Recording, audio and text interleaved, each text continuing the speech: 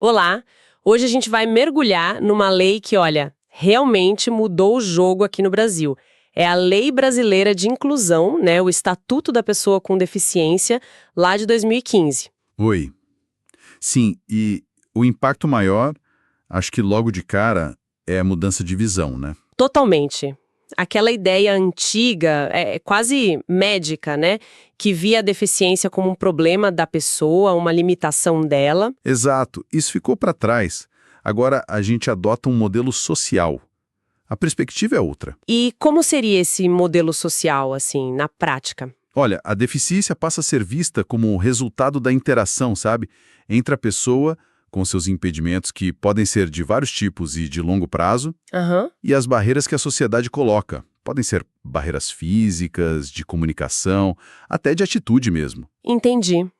Então, o foco sai do indivíduo e vai para a sociedade também. A responsabilidade é compartilhada. Exatamente. A pessoa com deficiência é reconhecida como sujeito de direitos, plenamente capaz. Essa é a regra. Legal. E para nossa conversa hoje, a gente se baseou nos materiais bem completos que detalham a lei. Alguns até para concurso, mas, nossa, com informação essencial para todo mundo, né? Sim, são ótimos para entender os conceitos, os direitos, o que a lei realmente significa. E o nosso objetivo aqui é justamente esse: clarear esses pontos-chave, sabe? O que essa lei traz de importante para a inclusão, para a cidadania. E vale muito a pena lembrar de onde veio essa inspiração toda, né? Que é a Convenção da ONU sobre os Direitos das Pessoas com Deficiência. Ah, sim. Aquela que o Brasil internalizou com força de emenda constitucional, certo? Isso mesmo. Está lá no artigo 5º da Constituição.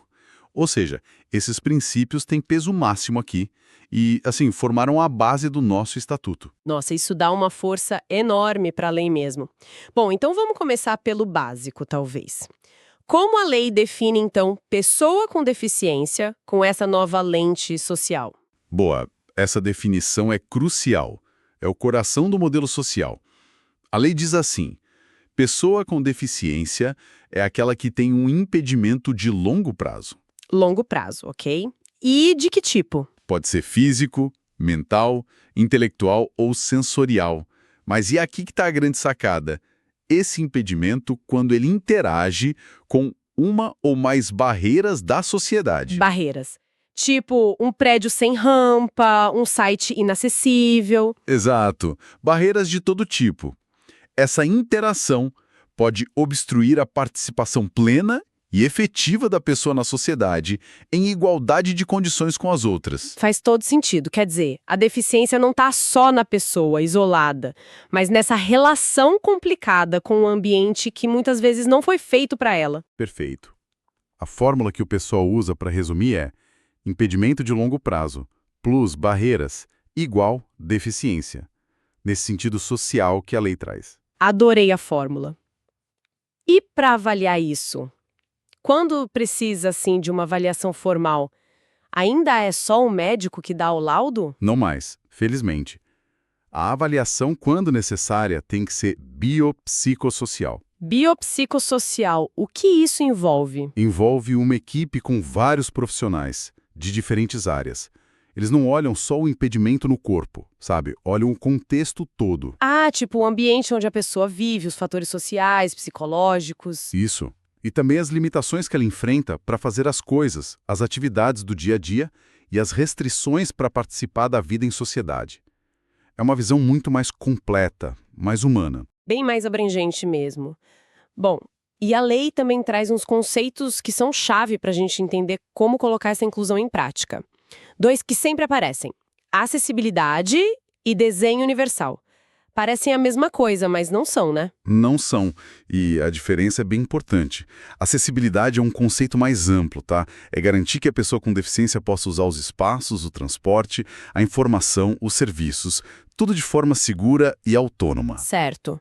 É o direito de ir e vir, de usar, de participar. Isso. Já o desenho universal, esse é o ideal. A filosofia que a gente deveria buscar sempre. Como assim, a filosofia? É pensar e projetar tudo, produtos, ambientes, serviços, para que possam ser usados por todas as pessoas, sabe? Na maior extensão possível, sem precisar de adaptação específica depois. Ah, então é pensar inclusivo desde o começo, desde o projeto? Exatamente. Desde o rascunho. É a regra geral ideal. Entendi. O desenho universal seria o mundo perfeito, projetado para todo mundo desde o início. Mas, e a realidade, né? Prédios antigos, coisas que já existem e não seguiram esse conceito. Como fica? Aí que entra a figura da adaptação razoável. Adaptação razoável? O que seria isso? São modificações, ajustes que precisam ser feitos caso a caso para garantir que a pessoa com deficiência possa exercer seus direitos em igualdade. Pensa num prédio histórico onde não dá para instalar um elevador sem destruir tudo. Tá, não dá para aplicar o desenho universal ali. Isso, então se busca uma adaptação razoável. Uma rampa em outro acesso, talvez, alguma solução que funcione. Mas tem um detalhe crucial. Qual? Essa adaptação não pode gerar um ônus desproporcional ou indevido para quem tem que fazer. Essa parte do ônus desproporcional me parece que pode dar margem para a discussão, não? Como que se mede isso? É um ponto delicado, na prática, sim. Exige bom senso, ponderação, tem que equilibrar o direito da pessoa com a viabilidade, sabe? O custo, a dificuldade técnica. A ideia não é criar uma desculpa para não fazer nada, claro, mas reconhecer que existem limites. O objetivo é sempre buscar a solução que mais promova a inclusão, dentro do possível. Entendi, é um equilíbrio, faz sentido. Outro termo que a gente ouve muito, tecnologia assistiva. Às vezes chamam de ajuda técnica também, né? O que entra aí? Entra muita coisa. É uma gama enorme de recursos e serviços para ajudar a pessoa a ter mais funcionalidade, autonomia, qualidade de vida. Tipo? Desde produtos mais conhecidos, como uma cadeira de rodas motorizada, uma prótese, um aparelho auditivo, até softwares que leem a tela do computador para quem não enxerga, teclados adaptados. E a comunicação? Também.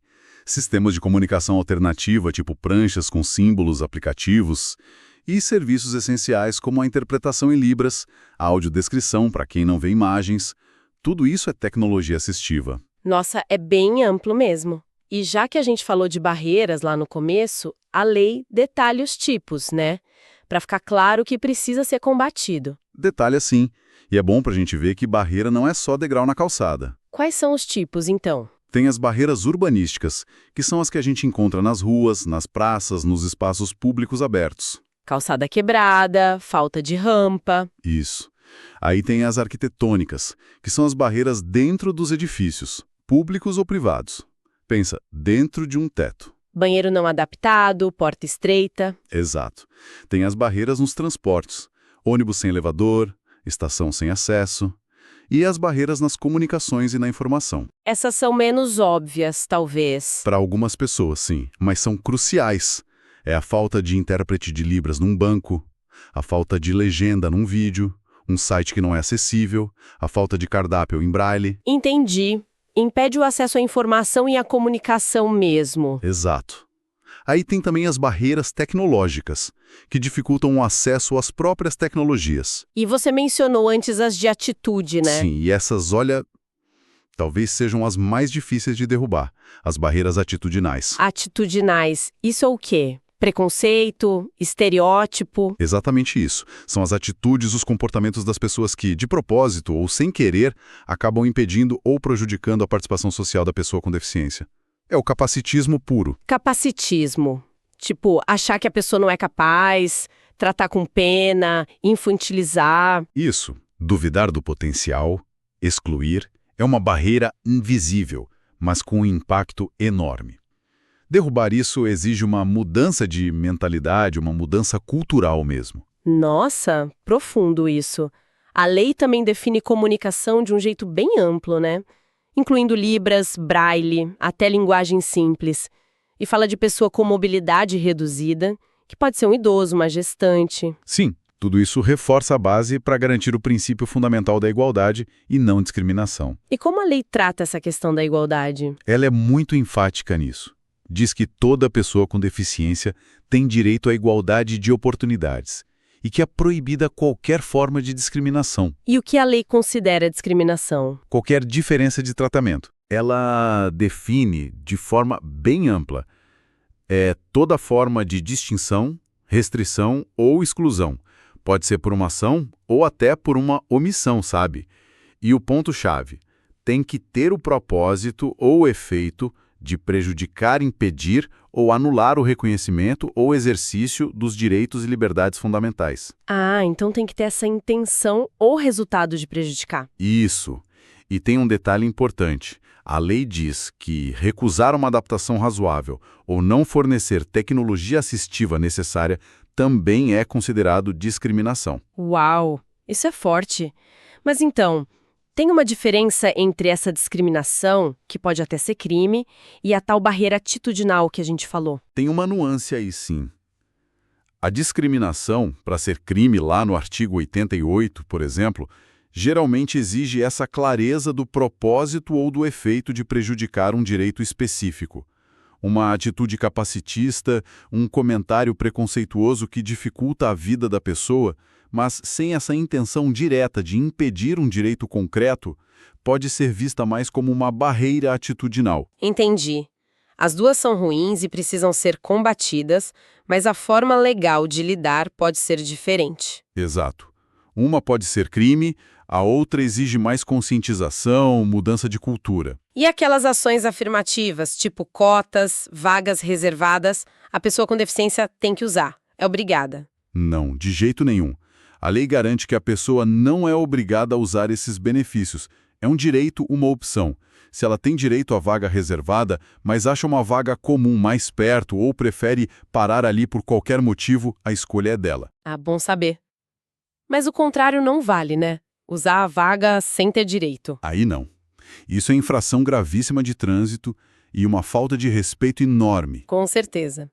A lei também fala de proteger contra abusos, né? Negligência, violência. Sim, reforça muito essa proteção contra a exploração, tratamento desumano, degradante, e reconhece que crianças, adolescentes, mulheres e idosos com deficiência podem estar ainda mais vulneráveis. E o que a gente deve fazer se presenciar algo assim? A lei coloca como um dever de todos comunicar qualquer violação aos direitos da pessoa com deficiência para a autoridade competente.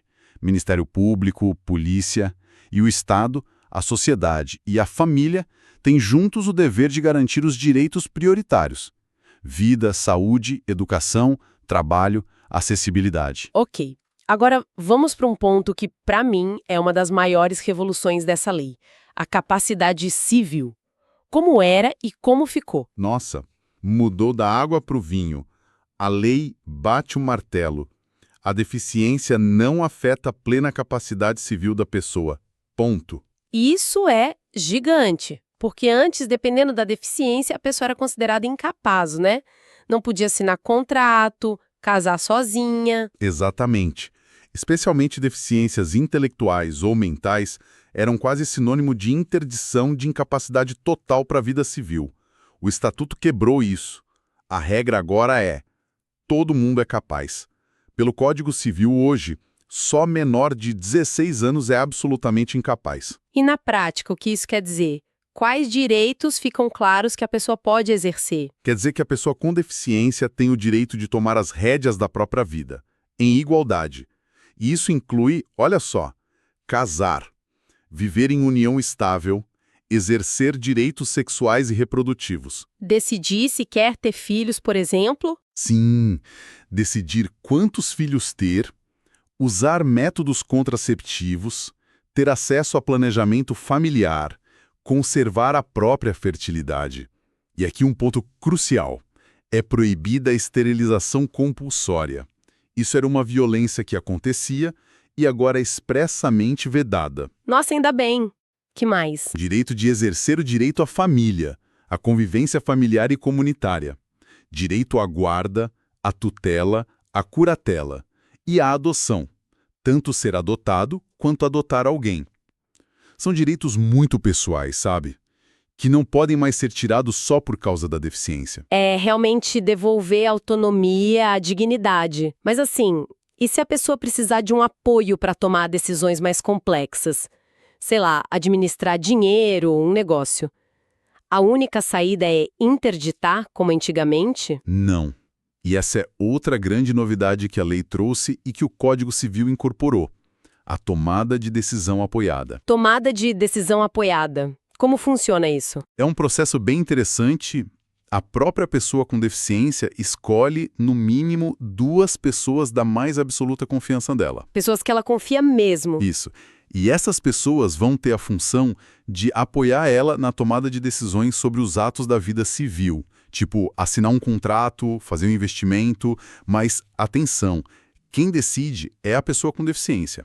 Ela participa, a vontade dela é o centro, a capacidade dela está preservada, ela só tem um apoio qualificado ali do lado. Que legal, é bem diferente da ideia de alguém decidindo por ela. E a curatela, a antiga interdição, acabou então? Não acabou, mas mudou muito.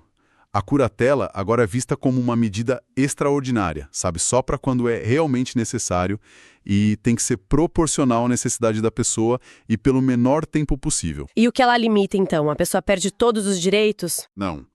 Esse é o ponto-chave da mudança. A curatela hoje afeta apenas os atos relacionados a direitos de natureza patrimonial e negocial. Ah, então só as questões de dinheiro, de negócios? Basicamente, sim. A curatela não alcança mais os direitos existenciais. Direito ao próprio corpo, à sexualidade, casar, votar, direito à privacidade, à educação, saúde, trabalho. Nada disso é afetado pela curatela. A pessoa sob curatela é considerada relativamente incapaz e só para aqueles atos específicos que o juiz definir. Uau! Realmente uma mudança e tanto na forma de ver a cidadania da pessoa com deficiência. Outro direito que a gente vê muito no dia a dia: atendimento prioritário. Quem tem direito e onde? A lei garante prioridade em várias situações, né? No socorro, claro, em qualquer situação de risco. No atendimento em todos os lugares abertos ao público, tipo banco, loja, repartição. Prioridade na fila, essas coisas. Isso. E também na disponibilização de recursos. Tanto gente para ajudar, quanto tecnologia, para garantir que o atendimento seja igual para todo mundo. Prioridade para receber informação acessível, na restituição do imposto de renda e na tramitação de processos na justiça ou administrativos. E quem tá junto? O acompanhante, o atendente pessoal também tem prioridade? Em geral, sim. A prioridade se estende a quem está acompanhando ou auxiliando. Mas tem 2 exceções importantes. Quais? A prioridade na restituição do imposto de renda e na tramitação de processos. Esses são direitos bem pessoais da pessoa com deficiência. Aí não se estende para o acompanhante ou atendente. Entendi. E numa emergência de hospital, por exemplo, essa prioridade da lei passa na frente do critério médico de urgência? Não, aí tem outra exceção importante. A lei diz que nos serviços de emergência, seja no SUS ou particular, a prioridade do estatuto fica condicionada aos protocolos médicos. Ou seja, a gravidade clínica, o risco de vida, isso continua sendo principal para definir a ordem de atendimento ali. Ah, ok, faz sentido, né? Segurança em primeiro lugar. Bom, vamos entrar agora em alguns direitos fundamentais que a lei detalha mais. Começando pelo básico do básico, o direito à vida.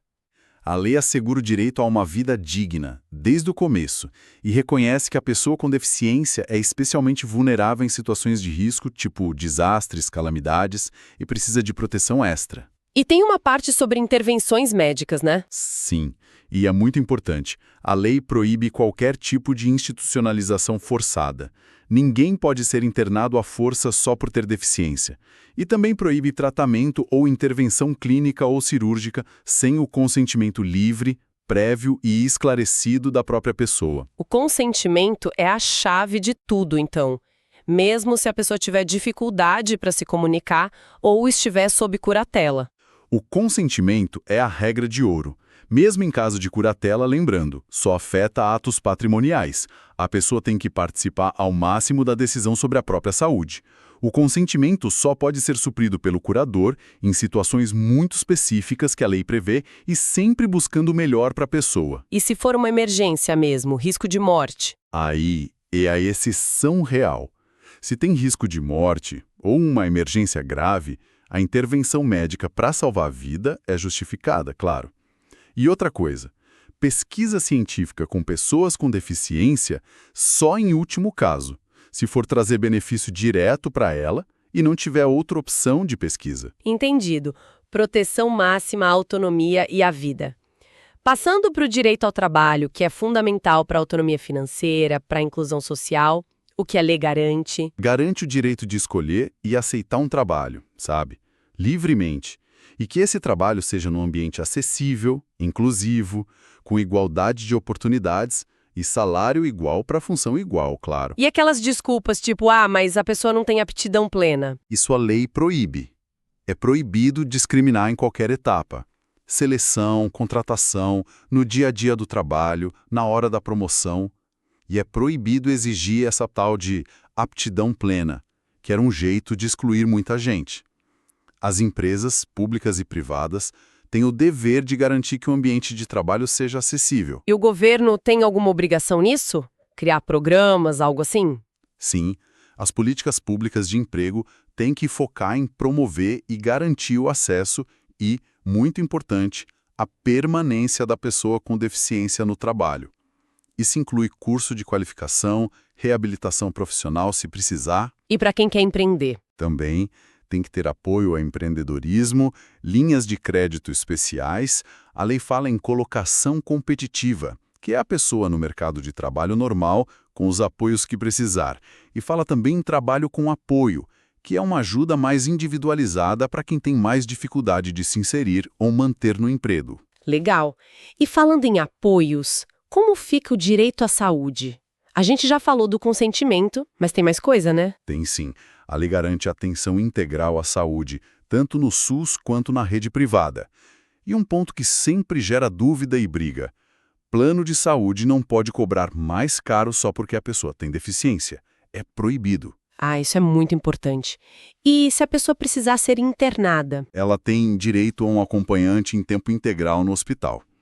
E o hospital tem que dar condições para essa pessoa ficar lá, tipo uma cadeira, um lugar para descansar. Só não pode se o médico por escrito justificar que a presença do acompanhante atrapalha o tratamento. E as ações de saúde em geral? Deve incluir prevenção, diagnóstico precoce, reabilitação, atendimento em casa, se for o caso, apoio psicológico, que é super importante, inclusive para a família e para os cuidadores, e respeito à identidade de gênero, orientação sexual da pessoa no atendimento. E o acesso a coisas como cadeira de rodas, próteses? Garantido também. O SUS tem que fornecer órteses, próteses, meios de locomoção, tipo cadeira de rodas, muletas, e outros recursos que a pessoa precisar para ter mais autonomia. E a saúde sexual e reprodutiva também está incluída, ter acesso a técnicas de reprodução assistida. Como a lei pensa em inclusão nas escolas? A palavra-chave é sistema educacional inclusivo, em todos os níveis, desde a creche até a universidade e por toda a vida. É um dever de todo mundo, Estado, família, comunidade escolar, sociedade. E na prática, o que a escola tem que fazer? Pública e privada? As duas. Tem que garantir a inclusão. Isso significa ter recursos de acessibilidade, ter profissionais de apoio quando for preciso, para ajudar na alimentação, higiene, locomoção, e oferecer o atendimento educacional especializado, o AEE, geralmente no contraturno. E aquela história que sempre volta. A escola particular pode cobrar uma taxa extra dos pais para cobrir esses custos da inclusão? De jeito nenhum. Não pode. A lei proíbe isso claramente. Não pode ter taxa extra na mensalidade, na matrícula, em nada para cobrir custo de adaptação de profissional de apoio. Isso faz parte do custo da educação para todos e tem que estar no orçamento normal da escola. E se a escola se recusar a matricular um aluno por causa da deficiência? Isso é crime. A lei prevê punição para quem recusa a matrícula. Vamos deixar isso muito claro. Para a gente ir fechando essa parte dos direitos, pode dar uma pincelada rápida sobre habitação, transporte e cultura ou lazer? Claro. Na habitação, programas tipo Minha Casa Minha Vida têm que reservar no mínimo 3% das casas ou apartamentos para pessoas com deficiência. No transporte, além das vagas de estacionamento que a gente já conhece, mínimo 2% do total, e sempre pelo menos uma vaga garantida. Que é mais? Locadora de carro tem que ter carro adaptado, 1 a cada 20. Frota de táxi também, 10% acessível e não pode cobrar mais caro por isso. E claro, ônibus, metrô, terminais, tudo tem que ser acessível. E na área de cultura, esporte, lazer, cinema, teatro, hotel. A acessibilidade também é a regra. Hotel, pousada, tem que ter quarto acessível, pelo menos 10%, ou se for prédio antigo, adaptar ao que for razoável. Cinema, teatro, estádio, tem que ter lugar reservado para a pessoa com deficiência e para o acompanhante dela. E tem que ser lugar bom, com boa visibilidade, não lá no cantinho isolado. Perfeito. Olha, recentemente a gente tem visto muito um símbolo, o cordão de girassol. Qual é o status legal dele? O que ele significa? Boa pergunta. O cordão de girassol foi oficializado, sim, como símbolo nacional de identificação de deficiências ocultas. Deficiências ocultas.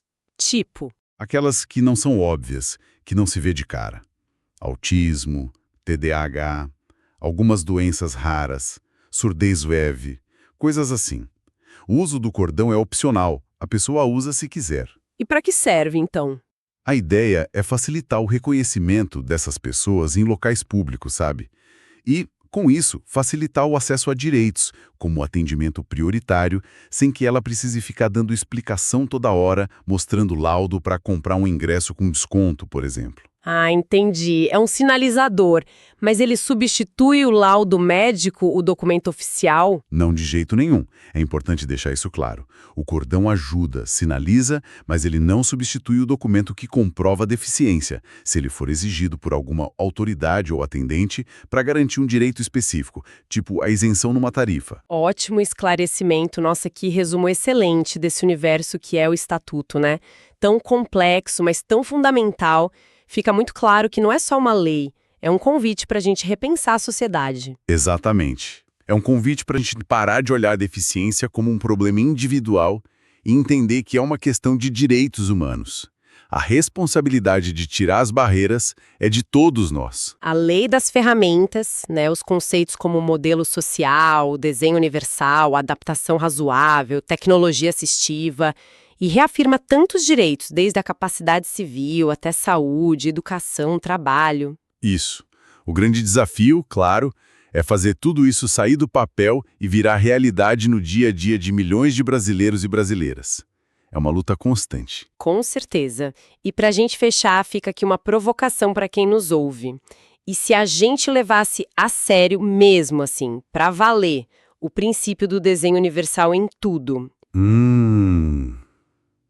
Como assim? Se a gente projetasse nossas cidades, nossos prédios, os produtos que a gente compra, as tecnologias, os serviços, a informação, tudo, desde o comecinho, pensando na diversidade de todas as pessoas, idosos, crianças, gestantes, pessoas com e sem deficiência, todo mundo. Seria uma mudança e tanto. Pois é, será que, fazendo isso, a gente não estaria criando um mundo não só mais acessível para quem tem deficiência, mas um mundo fundamentalmente melhor, mais fácil, mais confortável, mais acolhedor para todo mundo, em todos os aspectos da vida? Fica aí a reflexão.